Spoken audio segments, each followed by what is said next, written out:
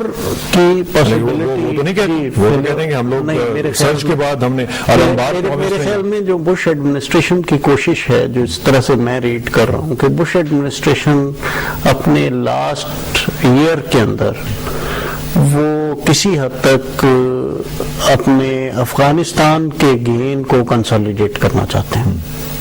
تو میں سمجھتا ہوں کہ یہ جو پاکستان کو 7 کچھ بلین ڈالر دینے کی بات ہو رہی ہے اور فاٹا میں کوئی کوہیرنٹ کولیبوریٹو پالیسی کی بات ہو رہی ہے، یہ ساری چیزیں اس ضمن میں ہیں. اگرچہ میں یعنی تاریخ کے طالب علم کی حیثیت سے میں سمجھتا ہوں کہ لانگ رینج میں یہ سینیریو صحیح ہو سکتا ہے کہ امریکنز کے ساتھ وہی ہو جو کچھ ویتنام میں ہوا اور افغانستان میں جی افغانستان میں بھی. بلکہ اس میں بڑی مجھے دلچسپ سٹوری یہ یاد آتی ہے کہ جب رشین فورسز جو ہیں جنیوا ایکارڈ کے بعد واپس جا رہی تھی تو جو لاسٹ رشین کمانڈر جو ہے وہ جب نکلا ہے اور اس نے وہ پل پاس کیا ہے افغانستان اور اس کے درمیان، تو وہاں انٹرنیشنل ہیرلڈ ٹریبیون کے نمائندے نے اس سے پوچھا کہ what are your thoughts on the withdrawal, on such a humiliating withdrawal from Afghanistan. تو اس نے کہا کہ what has happened to us is nothing new. The same thing has happened to the Americans in Vietnam and the British in Afghanistan and French in Vietnam again and French in Algeria. And اس نے کہا کہ we find ourselves in a great company. So whatever happens to us. تو میں سمجھتا ہوں کہ Americans جو ہیں ایونچولی افغانستان میں کامیاب نہیں ہو سکتے. یہ میری بڑی کنسیڈرڈ اوپینین ہے کہ وہ بہت زیادہ ڈیمیج کر سکتے ہیں، شارٹ رن میں نقصان پہنچا سکتے ہیں، لیکن اگر وہ پولیٹیکل اسٹریٹجیز فالو نہیں کریں گے.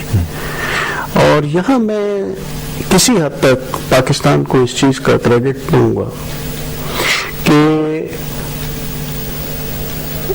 پاکستان کے پالیسی میکرز جو ہیں وہ یقیناً یہ چیز محسوس کر سکتے ہیں کہ امریکنز کسی وقت بھی چھوڑ سکتے ہیں ایریا، اور اگر چھوڑ سکتے ہیں تو لوکل فورسز جو ہیں ان کو آپ صرف امریکن انٹرسٹ کی خاطر ایلینیٹ کیوں کریں. تو پولیٹیکل پالیسی جس کی ہم بات لیکن ابھی تھوڑی دیر پہلے آپ کہہ رہے تھے کہ امریکنز یہاں سے جانے والے نہیں شارٹ رن میں جانے والے نہیں ہیں. شارٹ رن میں بھی آپ یہ کہیں کہ 2-3 سال میرے خیال میں وہ ایک last this is the last hurrah on the part of the Americans کہ وہ ایک دفعہ بھرپور کوشش کرنا چاہیں گے کہ وہ کسی طرح سے افغانستان میں کنسالیڈیٹ. وہ جو ان کے جو لارج اور گرینڈ ڈیزائنز ہیں پورے سینٹرل ایشیا کے، اور وہ آئل اور وہ گیس اور یہ سب کچھ، وہ سارا ابینڈن کر دیں گے. دیکھیے ایک بڑی اچھی کتاب اس نے لکھی تھی پال کینیٹی نے، rise and decline of the great powers, rise and fall of the great powers.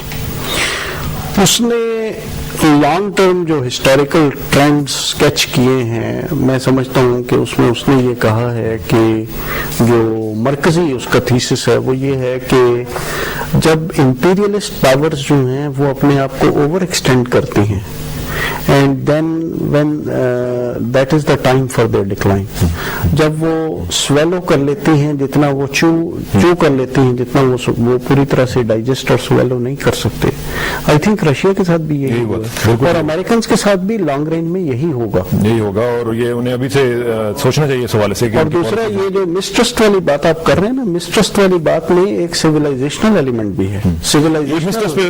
Hold this thought. میں چلتا ہوں ذرا لاہور اور بات کرتا ہوں سابق سفیر برائے امریکہ بیگم عابدہ حسین صاحبہ سے. بیگم صاحب السلام علیکم. جی السلام علیکم. جی بیگم صاحبہ، آج پرائم منسٹر یوسف رضا گیلانی صاحب کی ملاقات ہونے جا رہی ہے صدر بش کے ساتھ. آپ چونکہ وہاں پہ رہی ہیں اور آپ کو پتا ہے کہ امریکنز کے ساتھ کیسے ڈیل کیا جاتا ہے، آج کیا آؤٹ کم آپ دیکھ رہی ہیں جی اس میٹنگ میں؟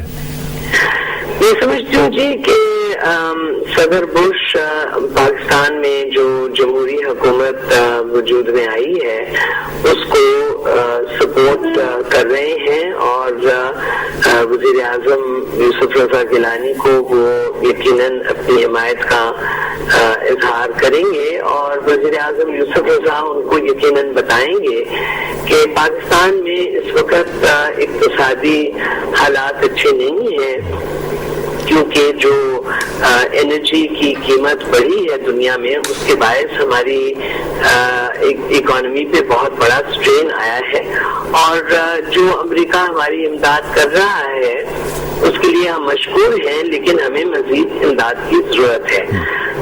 जाहिर है कि सदर बुश यकीनन वज़ीर आज़म यूसुफ रज़ा से दहशतगर्दी की रोकथाम के हवाले से गुफ्तगू करेंगे और वज़ीर आज़म यूसुफ रज़ा जो पाकिस्तान की अवाम का और पाकिस्तान के इदारों का मौक़िफ़ है वो उनसे उनको आगाह करेंगे और यकीनन कुछ इस किस्म की इस सारी गुफ्तगू से बात निकलेगी जिसके बायस अमेरिकन मकासद और पाकिस्तान के अपने तकाजे उनके दरमियान एक मीटिंग ग्राउंड तलाश किया जाएगा, ताकि अमेरिकन जो है वो ये महसूस ना करें कि हम उनसे इमदाद लेते हैं और उसके मुआवजे में हम कुछ नहीं करते, और हम ये महसूस ना करें कि पाकिस्तानियों की जानें लाहक तौर पे खतरे में डाली जा रही हैं। तो इसमें एक मीटिंग ग्राउंड जो है वो यकीनन एक्सपर्ट्स बैठ के और तलाश करेंगे। सदर बुश जाहिर है कि अब अपने आखिरी 3 माह इक़्तिदार में हैं और उनकी असद कोशिश होगी कि वज़ीर आज़म यूसुफ रज़ा के साथ जो गुफ्तगू हुई है उसके बारे में वो अमेरिकन वोटर्स को तसल्ली दे सके कि पाकिस्तान के साथ अमेरिका का ताउन जो है वो चलेगा और कायम रहेगा और दोनों रियासतों के मफादात जो हैं उनका ख्याल रखा जाएगा। बहुत शुक्रिया बैरिस्टर साहबा, आपसे इंशाल्लाह राब्ता रहेगा। Thank you very much. ये थी बेगम आबदा हुसैन साहबा और अमेरिका में रही हैं और इनको पता है कि कैसे नेगोशिएट किया जाता है अमेरिकन के साथ और किस तरीके से मामलात को आगे बढ़ाया जाता है। डॉक्टर साहब, वो जो ट्रस्ट की बात हो रही थी, डेफिसिट ऑफ ट्रस्ट पे, वो जरा बताइएगा।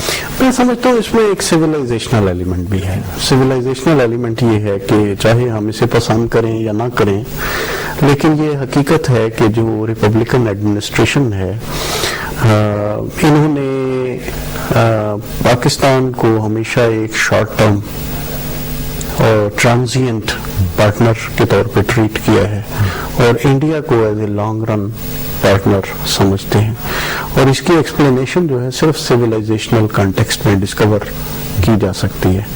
और मैं समझता हूँ उसकी वजह से ये जो एक एम्बिग्विटी का एलिमेंट है और मिसट्रस्ट का एलिमेंट, सिविलाइजेशनल एलिमेंट का क्या मतलब? सिविलाइजेशनल एलिमेंट का कि बेसिकली इस्लाम और मुस्लिम वर्ल्ड और मुस्लिम कंट्रीज जो हैं ये पोटेंशियली एनिमी स्टेट्स हैं। तो ये डेमोक्रेट्स का इस तरह का नहीं है सिलसिला? नहीं, मैं समझता हूँ कि ये कॉमन है, ये एक चीज है जो कि मैं ज्यादा ऑप्टिमिस्टिक नहीं हूँ डेमोक्रेटिक एडमिनिस्ट्रेशन के बारे में भी, इसलिए कि डेमोक्रेटिक एडमिनिस्ट्रेशन जो है उसमें मेरा फियर ये है कि अगर बाराक ओबामा बरसर इक़्तिदार आते हैं तो चूंकि उनके ऊपर ये ब्लेम भी है कि वो मुस्लिम हेरिटेज रखते हैं और वो मेरे ख्याल में अपने आप को डिस्टेंस करना चाहिए। ये जो आपने कहा कि वो उनसे सवाल किया गया कि when are you going to visit mask, और वो अपने आप को अभी से एक तरह से डिस्टेंस, और फिर बाराक ओबामा के बयानात पाकिस्तान के बारे में ज्यादा खतरनाक है। देखिए उन्होंने अभी भी रिपीट की है वो थ्रेट कि अगर हमें एक्शनेबल इंटेलिजेंस मिलती है तो we are going to take unilateral action. तो इसका क्या मतलब है? यूनिलैटरल एक्शन, ये इसी ने तो सारे मामलात खराब किए हुए। देखें, अगर आप ये महसूस करें, इवन सदर मुशर्रफ साहब जब अमेरिका विजिट किए था उन्होंने लास्ट टाइम, और इन्होंने और हामिद करजई से कुछ तलखी भी हुई थी, बेसिकली वो भी ट्राइपार्टाइट, जी बिल्कुल।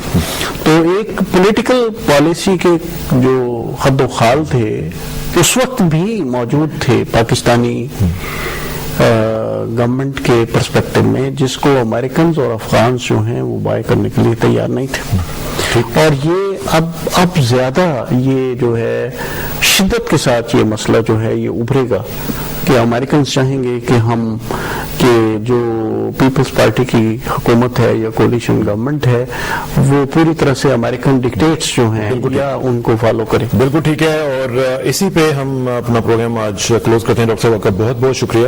اور ناظرین یہ تھا ہمارا پروگرام، لیکن آپ کی اطلاع کے لیے عرض ہے کہ ہم 10:05 پر دوسرے پروگرام میں بھی اسی ٹاپک پہ لے کے آئیں گے گفتگو، اور مختلف پینلسٹ کے ساتھ اور مختلف لوگ جو وہاں پہ واشنگٹن میں ہیں ان سے بات کریں گے اور اس ٹاپک پہ آگے بڑھیں گے. لیکن ایک چیز طے ہے کہ آج کی جو میٹنگ ہے اس میں بیسیکلی پتہ چلے گا کہ جو ٹف بارگینرز ہیں وہ کون ہیں، اور اللہ کرے کہ ہم ثابت کریں اپنے آپ کو کہ ہم اچھے بارگینرز ہیں اور اس میں اچھا بارگین جو ہے وہ ہم لینے کی کوشش کریں. امید اور دعا بھی کی جا سکتی ہے کہ ایسا ہی ہو. اور 10:05 پر آپ سے انشاءاللہ دوبارہ ملاقات ہوگی. تب تک کے لیے اجازت دیجیے. اللہ حافظ.